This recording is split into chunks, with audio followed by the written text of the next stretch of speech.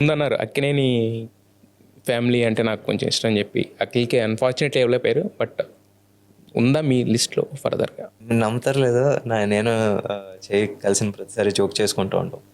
నేను ఇప్పుడు వరకు రాసిన ప్రతి కథ ఫస్ట్ చేయికే చెప్తా. ప్రతి కథ ఈ రోజు వరకు నేను తీసిన ఈ 5 సినిమాలు ప్రతిదీ ఫస్ట్ చేయికే చెప్పా.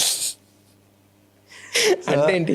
సో అంటే ప్రతిసారి డేట్స్ కుదరకపోవటం లేకపోతే ఏదో ఒకటి అంటూ, సార్ మొన్న వచ్చి కలిసినప్పుడు కూడా ఇంకా సర్లే ఇంకా చాలు, నెక్స్ట్ టైం అయినా కలిసి పని చేద్దాం అని జోక్ చేసుకుంటూ ఉంటాం. మరి అఖిల్కి అని అనుకుంటున్నారా అంటున్నా నేను అనేది. ఇంతకుముందు మీరు బాధపడ్డారు కదా నేను ఇవ్వలేకపోయానని చెప్పి, మళ్ళీ ఇచ్చినప్పుడే ఆ కిక్ ఉంటుంది, మనకి ఉంటుంది, ఆయనకి ఒక రెస్పెక్ట్ కూడా ఉంటుంది కదా, అది అనుకుంటున్నారా? Yeah, someday. ఎందుకంటే మేము ఇప్పుడు జరుగుతుంది కూడా సితారా బ్యానర్లోనే జరుగుతుంది, నెక్స్ట్ లెనిన్ కూడా. అవును. సో సినిమా ఖచ్చితంగా ఆడుతుంది, పెద్ద హిట్ అవుతుంది. విన్నారా అది నెరేషన్? యా, చాలా అది అఖిల్ ఒక అక్కినేని ఫ్యాన్గా కావచ్చు, లేకపోతే అఖిల్ అభిమానులు కావచ్చు, ఆ సినిమా మాత్రం it's going to be a big film, big block buster.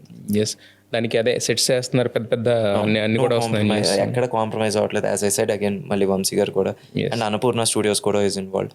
So ఎక్కడ నోబడీ ఈస్ కాంప్రమైజ్. అది ఖచ్చితంగా బ్లాక్ బస్టర్. అయితే ఫైనల్లీ ఇన్ని విన్న తర్వాత ఒక్క మూమెంట్ గురించి మాత్రం చెప్పాలనుకుంటున్నాను. చెప్పండి. పరువు పోయిందిగా మూమెంట్.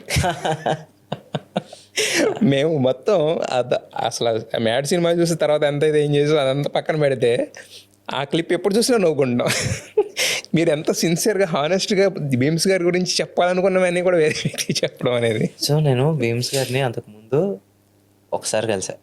ఒకసారి అది కూడా ఏ event, I think Tillu Square ఈవెంట్లో అనుకుంటా. టిల్లు స్క్వేర్ లేకపోతే మ్యాడ్ ఈవెంట్లోనే ఎక్కడ కలిసా. టిల్లు స్క్వేర్ సారీ మ్యాడ్ ఈవెంట్లో సేమ్ అదే ప్లేస్లో. అప్పుడు ఆయన ఇలా పరిచయం చేసుకున్నాం, అంతా అయిపోయింది.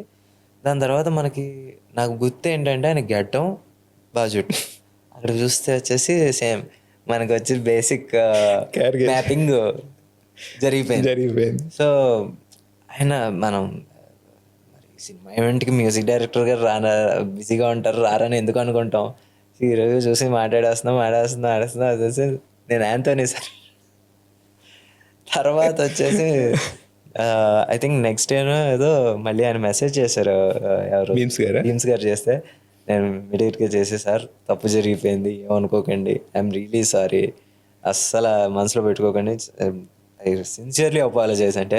లేదు సార్, ఊరికే నేను కూడా ఫన్ కోసం చేశాను అంతే, అంతకుమించి లేదు. 19 years ఆఫ్ జర్నీ చేసిన ఒక వ్యక్తిగా, అంటే కొత్తగా సినిమా ఇండస్ట్రీ ఇప్పుడు మారుతుంది. ఒకప్పుడు ఏంటంటే వీళ్ళే ఇలా చేస్తేనే డైరెక్టర్, ఇలా చేస్తేనే యాక్టర్ అనేది ఉండేది.